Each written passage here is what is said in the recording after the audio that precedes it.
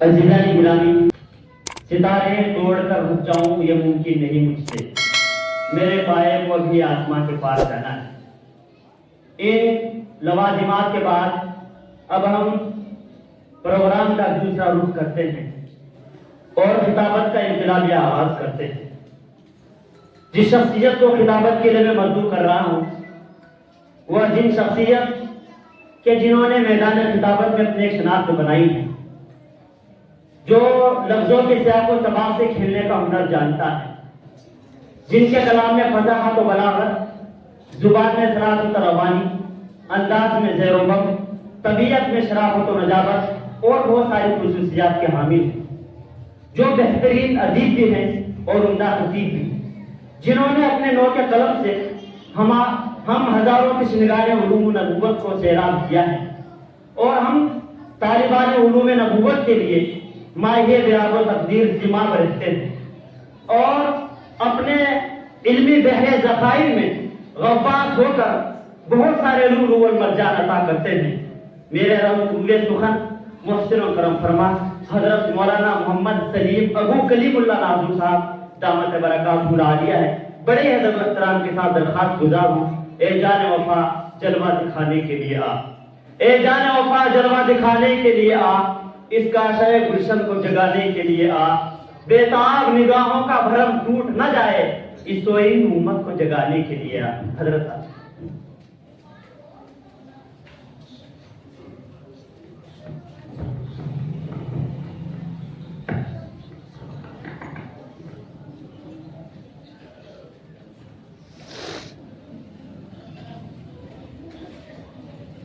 بسم الله الرحمن الرحيم الحمد لله نحمده ونستعينه ونستغفره ونؤمن به ونتوكل عليه ونعوذ بالله من شرور أنفسنا ومن سيئات أعمالنا من يهده الله فلا مضل له ومن يضلل فلا هادي له ونشهد أن سيدنا وسندنا ونبينا وحبيبنا ومولانا محمدا عبده ورسوله الذي أرسل إلى الناس كافة بشيرا ونذيرا وداعيا إلى الله بإذنه وسراجا منيرا أما بعد فأعوذ بالله من الشيطان الرجيم بسم الله الرحمن الرحيم إن الذين كفروا بالذكر لما جاءهم وإنه لكتاب عزيز لا يأتيه الباطل من بين يديه ولا من خلفه تنزيل من حكيم حميد صدق اللہ مولانا العظیم۔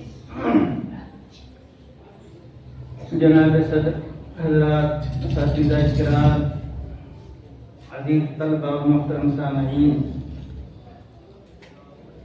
آج کی یہ نورانی اور بابرکت مجلس جو تقریب ختم کلام اللہ کے سلسلے میں منعقد کی گئی اور یہ سن کر بڑی خوشی ہوئی واقعی کہ یہاں 10 بچے ماشاءاللہ حافظ قرآن ہوئے ہیں، بہت بڑی کامیابی ہے۔ بڑے بڑے مدرسوں میں اتنے بچے نہیں ہوتے اور میں جب بھی آتا ہوں واقعی ان حضرات کی محنت کو اور یہاں کے نظام کو دیکھ کر بہت خوشی ہوتی ہے۔ مبارکباد دیتا ہوں ہمارے محترم جناب مولانا محمد آصف صاحب جو یہاں کے روح رواں ہیں، اور یہ سب ہمارے استاد مولانا محمد ناظم صاحب قاسمی دامت برکاتہم کی توجہ اور ان کی عنایتوں کا ثمرہ نتیجہ ہے۔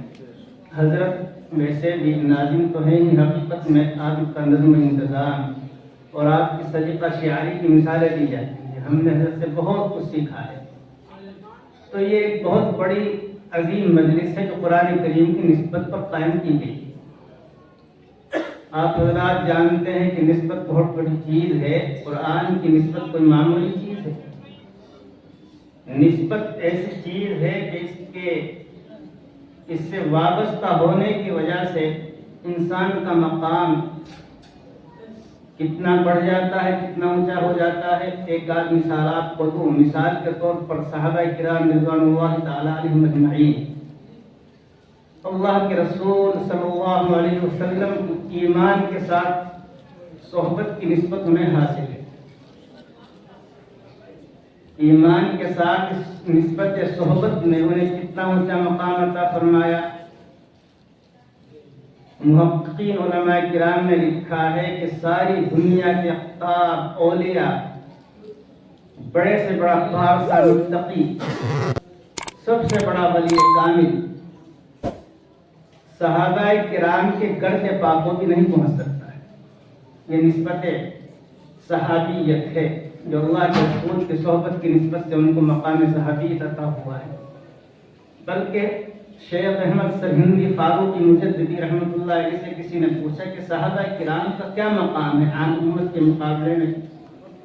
حضرت کے ملفوظات میں ہے، فرمایا کہ بھائی میں تو اتنا سمجھتا ہوں کہ ایک گھوڑا بہت تیزی کے ساتھ دوڑ رہا ہے، دوڑتے ہوئے اس کے منہ میں جو جھاگ آ جاتا ہے اور جھاگ کے اوپر جو گرد ہو کر ایک کیچڑ سا جم جاتا ہے، ساری دنیا کے اقطاب و اولیاء وہ بھی نسبت نہیں رکھتے ہیں صحابہ کرام کے مقابلے میں۔ اتنا اونچا مقام اس نسبت کی وجہ سے ہوا ہے۔ آج قرآن کی نسبت تو وہ چیز ہے کہ نسبت کے بدلنے سے اعمال کے اجر بدل جاتے ہیں۔ آپ ایک نماز اپنے گھر میں پڑھ رہے ہیں، آپ اپنے گاؤں کی مسجد میں پڑھ رہے ہیں، اسی نماز کو اگر آپ جامع مسجد میں پڑھیں تو اس کے اجر و ثواب میں فرق پیدا ہو جائے گا۔ اسی مسجد کو آپ اگر جا کر حرم میں پڑھ رہے ہیں، وہی رکوع ہیں، وہی سجدے ہیں، وہی قرات ہے، وہی شکل ہے جو آپ کے گھر کی نماز کی تھی، لیکن یہاں حرم شریف کی نماز کا ثواب 1,00,000 نمازوں کے برابر۔ یہ نسبت کا اثر ہے کہ نسبت کے بدلنے سے اعمال کا جو ثواب بدل گیا۔ مسجد نبوی میں اگر آپ نماز پڑھیں تو ایک نماز کا ثواب 50,000 نمازوں کے برابر، بیت المقدس میں جا کر آپ پڑھیں تو 50,000 نمازوں کے برابر۔ تو نسبت کے بدلنے سے اعمال کے اجر میں بھی تبدیلی پیدا ہو جاتی ہے اور بڑھ جاتا ہے اجر۔ بلکہ دیکھو اللہ کے رسول کی بیویاں ہیں، ایک عمل ہم کر رہے ہیں، ایک عمل پر ہمیں ایک اجر عطا کیا جاتا ہے، لیکن جن عورتوں کی نسبت اللہ کے رسول سے قائم ہو گئی، قرآن کریم کہتا ہے وَمَن يَقْنُتْ مِنكُنَّ لِلَّهِ وَرَسُولِهِ وَتَعْمَلْ صَالِحًا نُؤْتِهَا أَجْرَهَا مَرَّتَيْنِ۔ اللہ کے رسول کی جو بیویاں، جو عورتیں اللہ اور اس کے رسول کی فرما برداری اطاعت شیاری میں لگی رہتی ہیں، ان کو ہم دوہرا اجر عطا فرمائیں گے اس نسبت کی وجہ سے۔ نبی کے ساتھ جن عورتوں کی نسبت قائم ہو گئی، اگر ایک نماز پڑھ رہی ہیں تو 2 نمازوں کا ثواب، ہم ایک پڑھ رہے ہیں تو ایک ہی نماز کا ثواب۔ بلکہ میں تو یہ کہتا ہوں کہ نسبتوں کے بدلنے سے تو شریعت کے ذات اور قانون بدل جاتے ہیں، قانون میں تبدیلی آ جاتی ہے۔ اندازہ کیجیے آپ، یہی اللہ کے رسول کی بیویاں جن کی نسبت اللہ کے رسول کے ساتھ قائم ہو چکی، شریعت کا ضابطہ، عام ضابطہ قانون یہ ہے کہ اگر کسی شوہر کا انتقال ہو جائے تو عدت گزارنے کے بعد عورت کو اختیار ہے جس سے چاہے وہ شادی کر لے۔ لیکن نبی کی عورتیں، بیویاں، اگر ان کا اللہ کے رسول کے انتقال کے بعد اس نسبت کا اثر یہ ہوا، فرمایا قرآن کریم میں وَلَا تَنكِحُوا أَزْوَاجَهُ مِن بَعْدِهِ أَبَدًا، یہ کسی سے شادی نہیں کر سکتی۔ وَأَزْوَاجُهُ أُمَّهَاتُكُمْ، اللہ کے رسول کی بیویاں تمہاری مائیں ہیں۔ عام امت کے لیے ضابطہ قانون یہ ہے کہ شوہر کے انتقال کے بعد دوسرے شوہر سے شادی کی جا سکتی ہے عدت گزارنے کے بعد، لیکن نبی کے ساتھ جن عورتوں کی نسبت قائم ہو گئی وہ دوسروں سے شادی بھی نہیں کر سکتی اللہ کے رسول کے پاس۔ کیا شریعت کا ضابطہ نہیں بدل گیا نسبت کے بدلنے سے؟ آپ اور اس سے آسان مثال لے لیں، آپ اپنے لیے اینٹ لے کر آئے ایک بھٹے سے، ایک ہی بھٹے کی اینٹ، ایک ہی کوالٹی کی اینٹ، اول اینٹ، ایک ہی قیمت کی اینٹ، ایک اینٹ کو آپ نے اپنے گھر کے صحن میں لگایا، آپ نے راستے میں لگایا، اور اسی اپنی اینٹوں میں سے ایک اینٹ کو آپ نے مسجد کے صحن میں لگا دیا، مسجد کی دیواروں میں لگا دیا۔ کیا دونوں اینٹیں برابر ہیں؟ نہیں ہو سکتی۔ جس اینٹ کو آپ نے مسجد کے صحن میں لگایا ہے، مسجد سے جس اینٹ کی نسبت قائم ہو چکی ہے، اب اس اینٹ پر اگر آپ ناپاک ہیں بغیر غسل کے گزر نہیں سکتے۔ کیا مسئلہ نہیں بدل گیا نسبت کے بدلنے سے؟ اینٹ تو وہی ہے، اسی قیمت کی اینٹ ہے، ایک اینٹ مسجد کے صحن میں لگی ہے۔ یہ کاغذ رکھے ہوئے ہیں، بے جان کاغذ، ان کاغذوں کو آپ پیروں سے رونتے ہیں، کوئی احترام ادب نہیں۔ حالانکہ کاغذوں کا احترام کرنا چاہیے۔ میں نے اپنی آنکھوں سے دیکھا ہے، حضرت حافظ عبدالستار صاحب نانکمی نور اللہ مرقدہ، جو خلیفہ اجل حضرت شاہ عبد القادر صاحب کے خلیفہ اجل ہیں، بڑے خلفاء میں شمار ہوتا ہے۔ ان کو میں نے دیکھا ہے کہ حضرت جب جامع کاشف العلوم میں آتے تھے، اگر کوئی کاغذ پڑا رہتا تو اس کو اٹھا کر کے جیب میں ڈالتے تھے، اکٹھا کرتے تھے کاغذ۔ سامنے کوئی کاغذ آیا، فرماتے تھے یہ کاغذ حصول علم کا ذریعہ ہے ہمارے لیے، ان کاغذوں میں ہمارا علم منقوش لکھا ہوا ہے، چھپا ہوا ہے، ان کا بھی احترام کرنا چاہیے۔ لیکن ہم عام کاغذ کا احترام نہیں کرتے۔ لیکن آپ یہ بتائیں کہ ایک بے جان سفید کاغذ جسے آپ اپنے پیروں سے روند رہے تھے، اسی کاغذ پر اگر قرآن کریم کا کوئی لفظ لکھ دیا جائے، کوئی آیت لکھ دی جائے، کیا آپ کی ہمت ہے کہ آپ اپنے پیروں سے اس کو روند دیں؟ وہی کاغذ جس کو پیروں سے روندا جا رہا تھا، قرآن سے نسبت قائم ہونے کے بعد اب اسی کاغذ کو بغیر وضو کے چھونا بھی جائز نہیں۔ لا یمسہ الا المطہرون، قرآن کریم نے فرما دیا۔ آدمی بغیر وضو کے قرآن کریم پڑھ تو سکتا ہے، لیکن قرآن کریم کو چھو نہیں سکتا ہے۔ چھونے کے لیے وضو کا ہونا ضروری ہے، اور اگر آدمی کوئی ناپاک ہے، اسے غسل کی حاجت سے ضرورت ہے، تو وہ قرآن کریم کو حفظ پڑھ بھی نہیں سکتا ہے۔ تو اس قرآن کریم کی نسبت جیسی اس کاغذ کے ساتھ قائم ہوئی، اسی کاغذ کی قسمت کہاں پہنچ گئی؟ اب اس کاغذ کو اگر آپ دیکھ رہے ہیں، اس کا دیکھنا بھی عبادت ہے۔ النظر الی المصحف عبادت، بے جان کاغذوں میں لکھا ہوا یہ قرآن کریم آپ کی میز پر رکھا ہے، آپ کی بالین پر رکھا ہے، تاقچوں میں رکھا ہے، آپ کچھ نہ کریں، قرآن کریم کو صرف آپ دیکھتے رہیں اپنی محبت کی نظروں سے، اس کا دیکھنا بھی عبادت، اس کا دیکھنا بھی ثواب۔ یہ کیوں ہوا؟ اس لیے کہ ان کاغذوں کی نسبت قرآن سے، اللہ کے کلام سے وابستہ ہو گئی، قائم ہو گئی۔ نسبتوں کے بدلنے سے ضابطے بدلتے ہیں۔ بڑے خوش قسمت ہیں یہ بچے اور ان کے ماں باپ، آج جن کی نسبت قرآن کریم سے ایسی قائم ہوگی کہ انہوں نے اپنے سینے میں قرآن کریم کو اتار دیا۔ وہی قرآن، وہی اللہ کی اتنی بڑی امانت، جس امانت کو پہاڑوں پر پیش کیا گیا، آسمانوں کو کہا گیا کہ اتنا بڑا آسمان تحت نظر بغیر ستون کی جو ٹھہرا ہوا ہے، اور یہ چوڑی چکلی زمین جس پر ہم چلتے پھرتے ہیں، جس کی چھاتیوں کو ہم رونتے ہیں، اور یہ دیو ہیکل پہاڑ جو زمین پر میخ بنا کر ٹھوک دیے گئے۔ اللہ نے جب زمین کو پیدا کیا تو یہ ہلتی تھی، ایسے ڈاما ڈول ہوتی تھی جیسے کشتی پانی کے اوپر یہ گھسی ہوئی۔ والجبال اوتادا، پہاڑوں کو میخ بنا کر کے ٹھوک دیا گیا۔ اللہ نے کرم کیا، احسان فرمایا انسانوں پر۔ تو یہ اتنا بڑا آسمان، قرآن کہتا ہے اِنَّا عَرَضْنَا الْأَمَانَةَ عَلَى السَّمَاوَاتِ وَالْأَرْضِ وَالْجِبَالِ فَأَبَيْنَ أَن يَحْمِلْنَهَا وَأَشْفَقْنَ مِنْهَا وَحَمَلَهَا الْإِنسَانُ إِنَّهُ كَانَ ظَلُومًا جَهُولًا۔ اس قرآن کو ہم نے آسمانوں کو کہا تم لے لو، اس امانت کو، ہماری ان شرعی ضابطوں کو، احکام کو جو قرآن میں چھپے ہوئے ہیں، اس امانت کو جب آسمانوں کو دینے کو کہا گیا تو اتنا لمبا چوڑا بغیر سکون کے قائم، اتنا طاقتور آسمان منع کر دیا، میری ہمت نہیں۔ زمین کو کہا گیا کہ چوڑی چکلی زمین جس پر نہ معلوم کتنا وزن لگا ہوا ہے، رات کے ہم چلتے ہیں اس پر، ساری ضرورت ہماری اس سے وابستہ، کھانے پینے سے لے کر کے اوڑھنے پہننے تک کی ساری چیزیں زمین ہمیں عطا کر رہی ہے۔ اس زمین کو بھی اللہ نے ہمارے لیے نصیحت کا ذریعہ بنا دیا کہ دیکھو زمین بن جاؤ، پیشاب تم کہاں کر رہے ہو؟ زمین پر۔ پاخانہ کہاں کر رہے ہو؟ زمین پر۔ تمہارا معاملہ تو زمین کے ساتھ یہ ہے، اور زمین کا یہ تمہیں غلے دے رہی ہے، یہ تمہیں چاول دے رہی ہے، फ्रूट इससे उग रहे हैं, इससे भी नसीहत हासिल करो। तो इस चौड़ी चिकली जमीन को अल्लाह ताला ने कहा कि तुम ले लो इस हमारी अमानत को। इस जमीन ने भी मना कर दिया।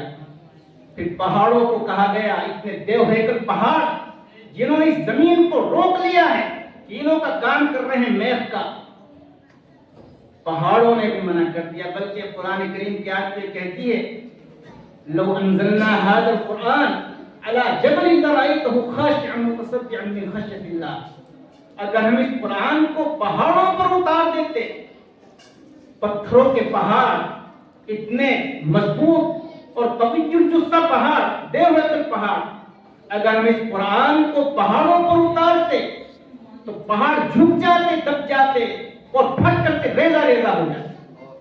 कुरान करीम के इस असर से जो मज़ामीन इसमें बयान किए गए हैं उसका तहम्मुल ये पहाड़ भी नहीं कर सकते हैं।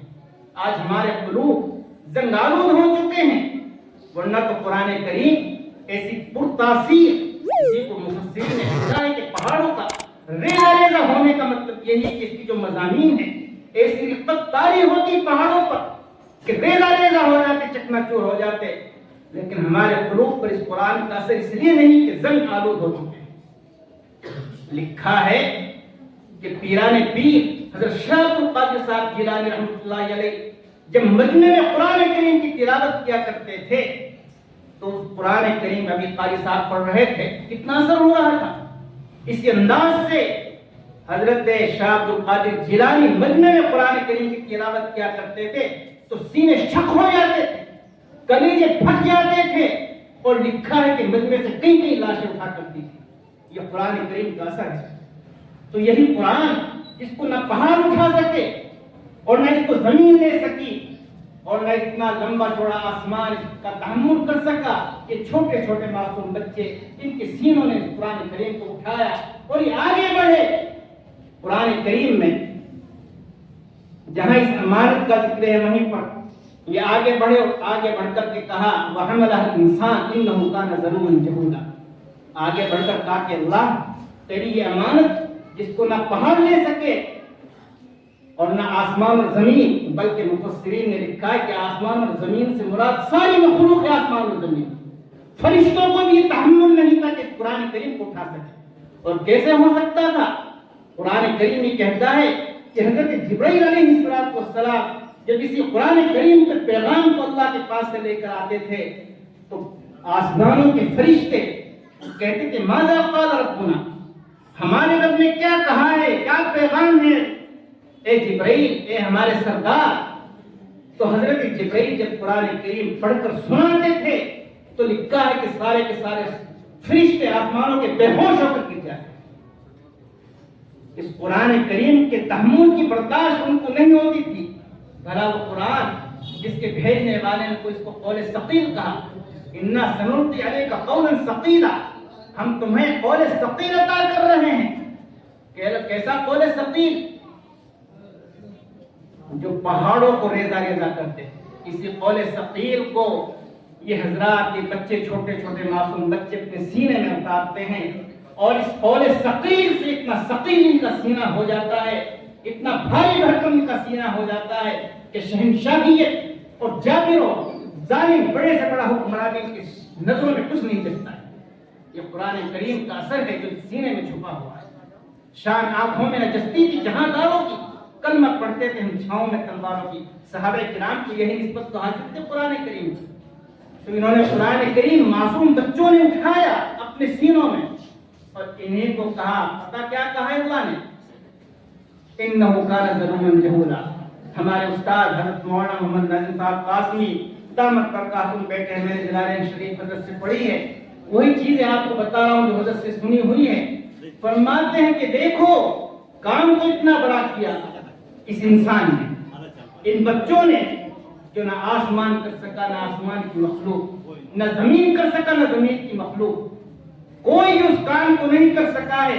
ये आगे बढ़े और अल्लाह की अमानत को कहा लाइए, हम हैं इसका तहम्मुल करने वाले, हम इसको उठाएंगे, अपने सीने से लगाएंगे, सीने में बसाएंगे इसके नूर को। काम तो इतना बड़ा किया जो कोई ना कर सका। اور آگے کہا کیا گیا انہو کان ظلوما جہولا، یہ بڑے ظالم اور جاہل ہے، یہ انسان بڑا ہی ظالم اور جاہل ہے۔ عجیب بات، جاہلیت کی تعریف کرنی، جاہلیت کی ستائش کا مقام تھا، بہت اچھا کیا تم نے، قابل مبارک ہو، قابل ستائش ہو، لیکن بجائے اس کے کہا جا رہا ہے انہو کان ظلوما جہولا۔ نہ صرف ظالم ہی کہا، ظالم سے بھی اوپر مبالغے کا صیغہ، بہت بڑے ظالم، نہ صرف جاہل کا بلکہ کہا جا رہا ہے بہت بڑے جاہل۔ عجیب بات، تو لکھا ہے مفسرین نے، حضرت کے درس میں ہم سنتے تھے کہ بھائی یہ محبت کی گالی ہے، دشمن محبت کی گالی بہت اچھی لگتی ہے۔ حقیقت یہ ہے اگر غور کیا جائے اس سے زیادہ تعریف کچھ ہو ہی نہیں سکتی تھی اس انسان کی۔ بہت بڑا ظالم کا مطلب جانتے ہیں کیا ہے؟ بہت بڑا ظالم کا مطلب یہ ہے کہ بہت بڑا عادل ہے۔ بھائی ظالم وہی تو بن سکتا ہے جس میں عادل بننے کی صلاحیت ہو، اگر عادل بننے کی صلاحیت نہیں ظالم کہاں سے بن جائے گا؟ مفہوم مخالف کی طرف اللہ توجہ دلا رہا ہے کہ دیکھو اس کی صلاحیت انسان کی ہے کہ بہت بڑا عادل ہے اور بہت بڑا عالم ہے، یہ جاہل نہیں عالم۔ حضرت قاری طیب صاحب کی تقریر میں ایک مرتبہ پڑھ رہا تھا، حضرت نے لکھا ہے کہ واقعی اللہ تعالیٰ نے جو الفاظ استعمال کیے ہیں اس سے زیادہ تعریف کے الفاظ ہو ہی نہیں سکتے۔ جہول کہہ کر کے بتانا کہ بہت بڑا عالم بننے والا ہے، اس کے اندر صلاحیت ہے، یہ صلاحیت ہی تو ہے کہ جو اس کو اتنی بڑی امانت سونپ دی گئی۔ تو قرآن کریم کی یہ نسبت ان بچوں کو آج حاصل ہے، اور کتنی بڑی نسبت جانتے ہیں آپ؟ حافظ بنے ہیں، حافظ، یہ لکھا ہے حفاظ، تقریر حفاظ کرام، حافظ جمع حفاظ، کتنی بڑی نسبت حاصل ہو گئی ان بچوں کو۔ ان کے لیے جو بشارتیں، جو منقبتیں، جو فضیلتیں ان کی قرآن حدیث میں ان کے ماں باپ کی، وہ تو اپنی جگہ پر قابل صدرش کو باعث سعادت ہیں۔ ان کو تاج پہنایا جائے گا، ان کے سروں پر دستار یہاں باندھی جائے گی، یہاں ایک دستار اور وہاں تاج عطا کیا جائے گا۔ ان کے ماں باپ کو کرسیوں پر بیٹھے ہوں گے اور ایسے چمکدار تاج زر نگار ان کو عطا کیے جائیں گے۔ دیکھنے والے پوچھیں گے کہ کون لوگ، کیا یہ انبیاء کی جماعت ہے کہ جو اتنے بڑے ان کرسیوں پر بیٹھے ہیں؟ زرق پر کرسیاں، آنکھوں کو خیرہ کرنے والی کرسیاں، اتنی بڑی کرسیوں پر یہ تاج، جن تاجوں کی روشنی حدیث میں آتا ہے کہ سورج کی روشنی سے بھی زیادہ ہوگی، یہ سورج نکل کر کے پوری دنیا کو منور اور روشن کر دیتا ہے، اس سے بھی زیادہ روشن۔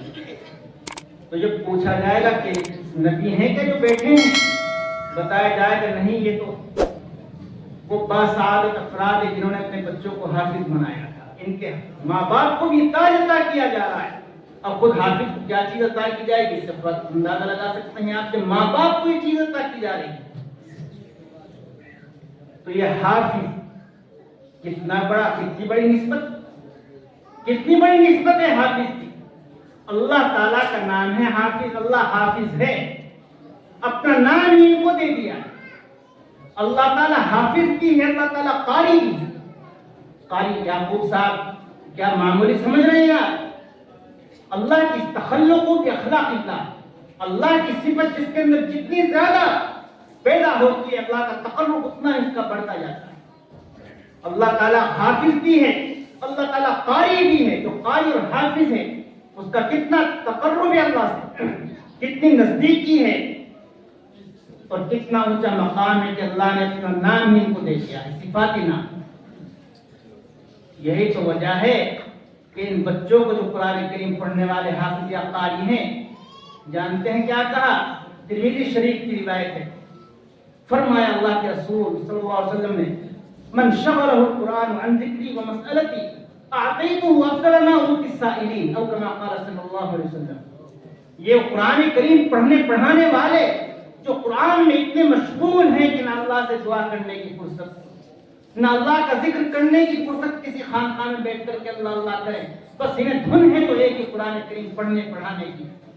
فرمایا میرے آقا جناب محمد رسول اللہ صلی اللہ علیہ وسلم نے، سنو جو قرآن کریم میں مشہور ہے آتیتہ السلام السائلین، مانگنے والوں سے، دعا کرنے والوں سے زیادہ عطا کروں گا ان کو. یہ کس کی نسبت ہے؟ قرآن کریم کی. اس سے بھی زیادہ عطا کیا جائے گا. نہ میرا ذکر کر رہے ہیں، نہ دعا کر رہے ہیں، میں انہیں عطا کروں گا تو اتنا عطا کروں گا کہ دعا کرنے والوں کو بھی نہیں دوں. یہ کس کی نسبت ہے؟ قرآن کریم. تو یہ حافظ بنے ہیں. اللہ نے اپنا نام، اللہ حافظ ہے. قرآن کریم میں ہے اِنَّا نَحْنُ نَزَّلْنَا الذِّكْرَ وَإِنَّا لَهُ لَحَافِظُونَ. ہم نے قرآن کریم نازل کیا اور ہم ہی اس کی حفاظت کرنے والے ہیں. یہ حضرات علماء کرام بیٹھے ہیں، جانتے ہیں کیسی تاکید پر تاکید اپنے کلام کو بہت زیادہ قوت والا بنانے کے لیے اس انداز کی تاکید استعمال کی جاتی ہے. اِنَّا نَحْنُ نَزَّلْنَا، کئی ضمیر جمع کی. اسلوب یہ بتاتا ہے کہ قوت اور شدت کے ساتھ اللہ کہہ رہا ہے کہ سنو، ہم ہی ہیں اس قرآن کریم کو نازل کر رہے ہیں، ہم ہی، اور ہم ہی حافظ ہیں، حفاظت کرنے والے. یہاں صرف نحافظ مضارع کا صیغہ استعمال نہیں کیا، فعل نہیں لائے اللہ تعالیٰ. کہ علماء کرام جانتے ہیں الاسم يدل على الدوام والاستمرار. اسم کا صیغہ استعمال کیا، اس میں فاعل ہم ہی حفاظت کرنے والے ہیں. کیوں؟ اسم دلالت کرتا ہے دوام اور استمرار. ہمیشہ جب سے ہم نے نازل کیا ہے ہم اس قرآن کریم کی حفاظت کر رہے ہیں اور قیامت تک ہم اس کی حفاظت کرتے ہیں. کیا دنیا میں کوئی کتاب ہے، چاہے آسمانی کتاب ہو، آسمان سے 104 کتابیں نازل ہوئی ہیں، 104. ان 104 کتابوں میں کسی کتاب کو قرآن کریم کے علاوہ یہ فضیلت حاصل نہیں کہ اللہ نے کہہ دیا کہ میں اس کی حفاظت کروں. ان کی حفاظت سونپتی ہے امتوں کو، قوموں کو. حضرت موسیٰ علیہ السلام کو ان تورات دی گئی، اِنَّا أَنزَلْنَا التَّوْرَاةَ فِيهَا هُدًى وَنُورٌ يَحْكُمُ بِهَا النَّبِيُّونَ الَّذِينَ أَسْلَمُوا لِلَّذِينَ هَادُوا وَالرَّبَّانِيُّونَ وَالْأَحْبَارُ بِمَا اسْتُحْفِظُوا. ان کے علماء کو، ان کے ربانیین کو سونپ دی گئی ذمہ داری کہ تم اس کی حفاظت کرو. اور قرآن کریم جب نازل کیا تو اللہ کہہ رہا ہے کہ ہم نے اس کو اتارا اور ہم اس کی حفاظت کریں اور استمرار کے ساتھ، دوام کے ساتھ اس کی حفاظت کریں گے. اور اس کی حفاظت کے جو ذرائع ہو سکتے تھے، قوت اور شدت والے وہ ذرائع، ایک لفظ، ایک حرف، ایک زبر، ایک حرکت کی تبدیل اس میں نہیں ہوئی ہے. اس کی حفاظت ایسی کی حفاظت کرنے والے خدا ہے. ذالک الکتاب لا ریب فیہ، اس میں اشارہ بعید کہ یہ وہی کتاب ہے، وہی دور کا طرف اشارہ، وہی کتاب. کون سی کتاب؟ وہی جو لوح محفوظ پر لکھی ہوئی ہے، وہی کتاب ہے جو یہاں پر اللہ نے عطا فرمائی. کیا کوئی تبدیلی کی جا سکتی ہے؟ ہما شما تو کیا، وَإِذَا تُتْلَىٰ عَلَيْهِمْ آيَاتُنَا بَيِّنَاتٍ قَالَ الَّذِينَ لَا يَرْجُونَ لِقَاءَنَا ائْتِ بِقُرْآنٍ غَيْرِ هَٰذَا أَوْ بَدِّلْهُ قُلْ مَا يَكُونُ لِي أَنْ أُبَدِّلَهُ مِن تِلْقَاءِ نَفْسِي إِنْ أَتَّبِعُ إِلَّا مَا يُوحَىٰ إِلَيَّ إِنِّي أَخَافُ إِنْ عَصَيْتُ رَبِّي عَذَابَ يَوْمٍ عَظِيمٍ. جب قرآن کریم تلاوت کرتے تھے اللہ کے رسول ان کے سامنے پڑھ کر سناتے تھے ان آیتوں کو، قرآن کریم کی جو واضح آیتیں ہیں، کھلی ہوئی آیتیں ہیں، تو جو ظالم اللہ سے ملاقات کا خیال نہیں رکھتے، عقیدہ نہیں، امید نہیں، وہ نہیں جانتے کہ اللہ کے یہاں بھی ہمیں حاضر ہونا ہے، وہ یہ کہتے تھے کہ اے محمد اس قرآن کے علاوہ کوئی اور قرآن لاؤ، ایک بھی جو قرآن غیر ھذا او بدلہ، یا اسے بدل دو، اس میں تبدیلی پیدا کر دو. فرمایا اللہ کے رسول کی زبان میں اللہ نے ما لَنُبَدِّلَهُ مِن تِلْقَاءِ نَفْسِي نَتَّبِعُ إِلَّا مَا يُوحَىٰ. میں ہرگز اس میں کوئی تبدیلی نہیں کر سکتا ہوں، یہ تو وہی قرآن ہے جو آسمان سے اللہ نے اتارا ہے. ذرہ برابر تبدیلی. اور تبدیلی کیا جانتے ہیں کیا کہا؟ پیارے حبیب کو بھی زجر و توبیخ کے انداز میں دھمکا رہے ہیں اللہ تعالیٰ، ڈانٹ رہے ہیں اپنے نبی کو. وَلَوْ تَقَبَّلَ عَلَيْنَا بَعْضَ الْأَقَاوِيلِ لَأَخَذْنَا مِنْهُ بِالْيَمِينِ ثُمَّ لَقَطَعْنَا مِنْهُ الْوَتِينَ. सुनो, अगर तुमने अपनी तरफ से कोई बात इसमें मिलाई, कोई बात अपनी तरफ से कुरान बनाकर पेश की, तो हम तुम्हारा दायां हाथ पकड़ करके तुम्हारी शहरत काट करके तुम्हें हलाक कर देंगे। ए मोहम्मद, तुम्हें जिंदा नहीं छोड़ेंगे, मार डालेंगे हम अगर तुमने कुरान करीम में जरा सी भी तब्दीली की। इस हिफाजत के साथ जो जरा हिफाजत के हो सकते थे, हमें पढ़ाते हुए हमारे उस्ताद मौलाना कासिम साहब दामत बरकातुहू ने फरमाया था जलालैन में कि जो जराए हिफाजत के हो सकते थे, ताकत से ताकतवर जराए, उस हाफिज ने, अल्लाह की जात ने उन जराओं को भी इस्तेमाल किया। जानते हो किसके जरिए से आया कुरान करीम? हजरत जिब्राइल अलैहिस्सलाम, जिब्राइल अमीन, अल्लाह के रसूल सल्लल्लाहु अलैहि वसल्लम ने 2 मरतबा हजरत जिब्राइल को असल शक्ल में देखा है, सिर्फ 2 मरतबा। पहली मरतबा जब कुरान करीम की पहली आयत इक़रा बिस्मि रब्बिकल्लज़ी खलक़ नाज़िल हुई, एक बच्चा इसी पर तकरीर कर रहा था थोड़ी देर पहले जब हम आए। ये इब्तिदाई वही के बाद फिर बाद उलमा ने 3 साल तक लिखा है कोई वही नहीं नाज़िल हुई, और बाद हज़रात ने 6 महीने तक, ये फतरत का जमाना कहलाता है। इसी जमाने में अल्लाह के रसूल सल्लल्लाहु अलैहि वसल्लम एक रोज वहीं जहां गार हिरा में जाते थे वहां से आ रहे थे। अजियाब एक महल्ला है मक्के में, उसी महल्ले में अल्लाह के रसूल एक जगह पर पहुंचे, देखा ऊपर जो नजर उठाई तो एक कुर्सी पर एक देव हैकल जिस्म के नूरानी फरिश्ते को बैठा हुआ देखा, हज़रत जिब्रील अलैहिस्सलाम। रिवायत में आता है कि हज़रत जिब्रील को अल्लाह के रसूल ने इस हाल में देखा कि 600 अल्लाह हज़रत जिब्रील के 600 बाजू, 600 हाथ,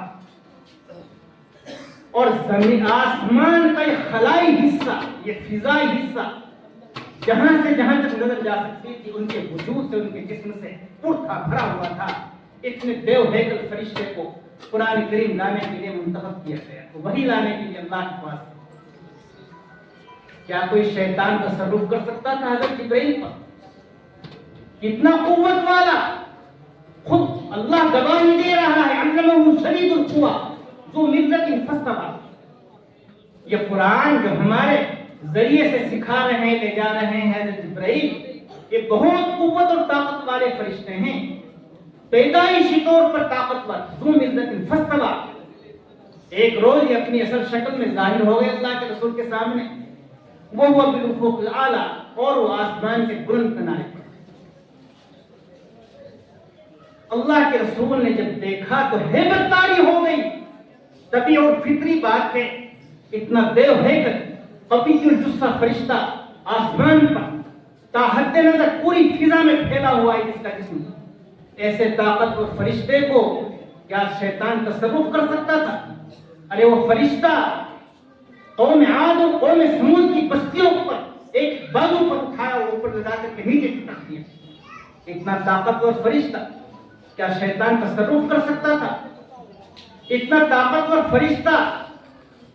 एक मर्तबा अल्लाह के रसूल ने पूछा, ए जिब्रील, क्या अल्लाह के अहकाम की बजा आवरी में कभी आपको मशक्कत की हुई है, तकलीफ की हुई है? अल्लाह जो हुक्म करते हैं आपको, फरमाए कि नहीं, एक मर्तबा हुआ ये कि मैं आसमान पर था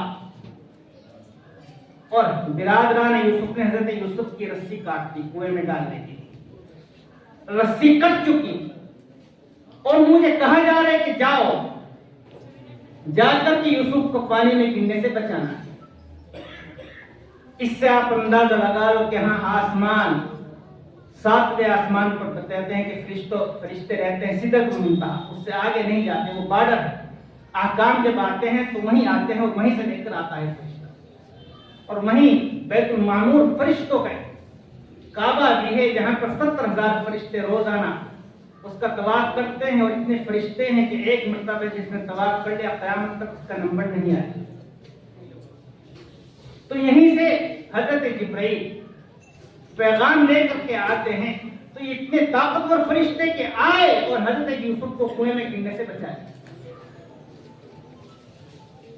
یہ قوی الجثہ حضرت جبرائیل علیہ السلام اللہ کے پاس سے وحی لے کر کے آتے تھے، اور صرف اگر یہ تنہا بھی لے کر آتے تو تب بھی کیا کوئی تصرف کر سکتا تھا؟ یہ وحی لے کر آتے تھے اور ان کے ساتھ 70,000 فرشتے ان کے جلوں میں رہتے تھے، اور یہی نہیں، اللہ نے حفاظت کا اور انتظام کیا۔ آسمان کے قریب پہلے شیطان جا کر کے کان لگا کر آسمان سے باتیں سنتے تھے، اللہ نے غیبی انتظام کیا کہ ان فرشتوں حضرت جبرائیل علیہ السلام جب پیغام لے کر آنے والے ہوتے تھے، کوئی شیطان اگر اوپر جاتا تھا، انا زینا السماء الدنیا بزینۃ الکواکب وحفظا من کل شیطان مارد، جب یہ جاتے تھے شیطان سننے کے لیے، اور آ کر کے پہلی امتوں میں ایسا تھا، کسی نبی کے پاس جب کوئی وحی آتی تھی تو یہ آسمان کے دروازے پر کان لگاتے اور آ کر کے جو وحی آنی ہوتی تھی پہلے بتاتے تھے کہ دیکھو یہ بات آنے والی ہے، اور اس میں کچھ اپنی طرف سے اضافہ کر دیتے تھے۔ قرآن کریم کی حفاظت کے لیے اللہ نے اس کا بھی غیبی اور تکمیلی طور پر انتظام کیا، اور یہ انتظام کیا کہ جب بھی کوئی شیطان جاتا تھا آسمان کے قریب، فَاتْبَعَهُ شِهَابٌ ثَاقِبٌ، بھڑکتا ہوا شعلہ انگارہ اس کے اوپر مارا جاتا تھا، جس سے وہ جل کر کے راکھ ہو جاتا تھا، بدحواس ہو جاتا تھا۔ یہ سارے حفاظت کے ذرائع اللہ تعالیٰ نے قرآن کریم کے لیے استعمال فرمائے، اور اس کی حفاظت کا ذریعہ ان سینوں کو بنایا جن سینوں میں قرآن کریم چھپا ہوا ہے۔ بہت بڑی سعادت کی بات ہے، قرآن کریم کو خلق ملک کرنے کے لیے بڑی کوششیں کی گئی۔ ایک بات سناتا ہوں، مجھے پرچی مل گئی، وقت تنگ ہے، اس لیے ایک بات آپ کو بتا دوں کہ قرآن کریم کو مٹانے کے لیے، اس میں تبدیلی پیدا کرنے کے لیے بڑی کوششیں کی گئی، بہت مرتبہ کوششیں کی گئی۔ انگریز نے بھی کوشش کی کہ قرآن کریم چھاپا یہاں بہت خوبصورت اچھے کاغذ پر، غلط کر کہیں پر لا ہے تو لا ہٹا دیا۔ اب لا ہٹنے سے معنی ہی منفی کے مثبت بن جاتے ہیں، چیز نہیں جس کا انکار کیا جا رہا ہے وہی چیز ہاں میں تبدیل ہو جاتی ہے۔ کہیں پر کوئی تبدیلی کرتی، خلق ملک کر کے قرآن کریم بہت عمدہ کاغذ پر، قیمتی کاغذ پر چھاپا، بڑا خوبصورت، اور یہ چاہا کہ اس کے ذریعے سے ہم امت میں غلط قرآن کریم کی ترویج و اشاعت کرتے ہیں۔ قرآن کریم جب وہ پہنچا، قاری یعقوب صاحب پڑھانے لگے، بچہ جب پڑھ رہا تھا کہتے تو قرآن غلط ہے، یہ قرآن واپس کہاں سے لے آئے تم نے؟ غلط ہے۔ اب جہاں سے خریدا قرآن وہیں واپس جا رہا ہے، انگریز کے دور کا واقعہ۔ اس لیے کہ قرآن کی حفاظت کا ذریعہ صرف کاغذ نہیں بلکہ سینوں کو بنایا ہے اللہ تعالیٰ، سینوں میں چھپا ہوا ہے۔ رمضان میں آپ پڑھتے ہیں، سنتے ہیں قرآن کریم، تو جب سارے قرآن واپس گئے، جاتے رہے، تو انگریز نے سمجھا کہ اس قرآن میں تبدیلی نہیں کی جا سکتی۔